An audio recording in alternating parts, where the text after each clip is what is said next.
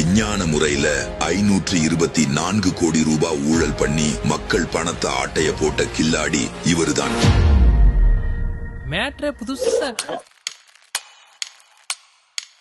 தூய்மை பணியாளர்களை தொழில் முனைவோரா மாத்துவோம்னு சொல்லி 524 கோடி மதிப்புள்ள அடுத்த 7 வருஷத்துக்கு ஒப்பந்தம் அறிவிச்சது திமுக அரசு. இதோட ஆரம்பத்துல காஞ்சிபுரம் மத்திய கூட்டுறவு வங்கியில புதிய வங்கி கணக்கு தொடங்கி அதே நாள்ல 54 பேருக்கு 65 லட்சம் கடன் கொடுக்கப்பட்டது. 7 மாசமா 1 ரூபாய் கூட திருப்பி தரல. எந்த பிணையும் இல்லாம கூட்டுறவு வங்கியில இந்த கடன் வழங்கப்பட்டது ஏன்?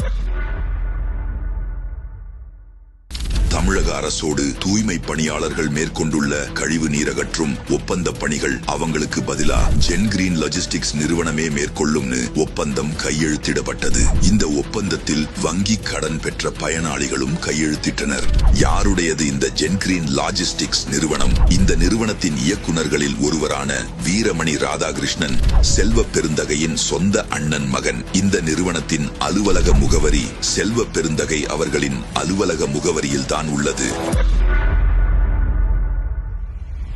தூய்மை பணியாளர்கள் மறுவாழ்வுக்கும் அவர்கள் முன்னேற்றத்திற்கும் கொண்டுவரப்பட்ட திட்டம் செல்வ பெருந்தகையின் பினாமி நிறுவனத்திற்கு வாகனங்கள் வாங்க பயன்படுத்தப்பட்டுள்ளது.